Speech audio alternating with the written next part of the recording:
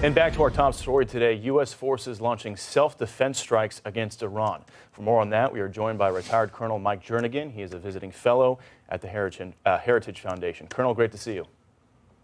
Hey, great to see you, Bill. Good afternoon. So the U.S. says they caught 2 Iranian Revolutionary Guard Corps boats going into the Strait of Hormuz and trying to lay these mines yesterday in the middle of these ongoing negotiations when they're trying to get this across the finish line. They took those boats out. What does it say to you that Iran is doing that when it sounds like they're pretty close to a deal? Yeah, Bill, it sounds to me like either they don't have control of their forces, which could also be true, or they're, using things during the ceasefire to make things to their advantage. Laying mines in an international waterway is an act of war. And at the same time, they're claiming that this is our area of influence. And so the U.S. was right to stop the ships laying the mines. Simultaneously, missiles were fired at U.S. ships. And so those missile batteries were also taken out. That's what it means by self-defense actions. The ships were laying mines and missiles were shooting. And so the U.S. shot those. Republican Congressman Derek Van Orden is a former U.S. Navy SEAL. He says the U.S. is really starting to run out of patience with these negotiations. Take a listen.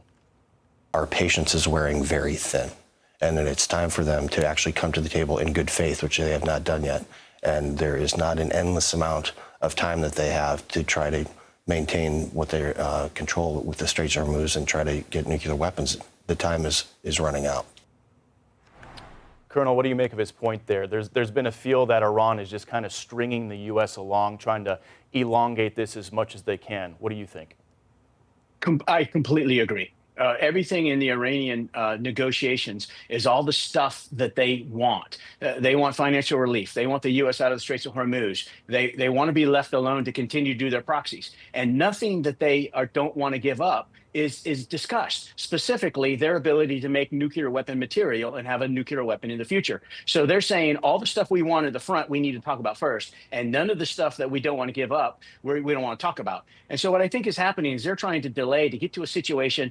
Your astute viewers will remember in 1951, the North Koreans and the South Koreans had a ceasefire. In 1953, that turned into an armistice that continues today. So I think that the Iranians are just trying to run out the clock on the world's patience. And I don't think that the president in the United States has a lot more patience to give.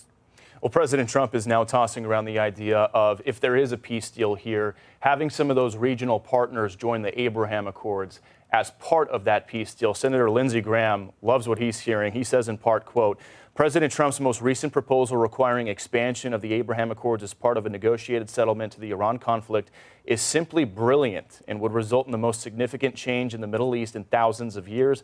I expect our Arab allies to embrace this, as well as our friends in Israel. Focusing on this task as failure is not an option, which would be a correct analysis. Colonel, in your opinion, is this, quote, simply brilliant? I do think it's effective. I do think that getting others to join the Abraham Accords, which are largely economic, right? We're sending airplanes from each other's airline companies to our countries. And I think it's a good way of saying, hey, Israel and the Arabs, we can have our disagreements, but we can interact in a world order peacefully, like the United Arab Emirates has already done with the Abraham Accords. Got about 30 seconds left here. What's your feel on where we are right now with this talk of a deal? I mean, it changes day to day. We're close, we're not close, we're almost there, we're there. In your opinion, where do you think we are? Doubtful. I think the Iranians are going to get caught trying to not follow the deal. And I think that we're going to resume economic sanctions and kinetic action. All right, we will see. Colonel Mike Jernigan, thank you for your time today. Great to see you. Great to see you. Be sure to like and subscribe for all the Fox News latest on YouTube and catch full shows streaming now on Fox One.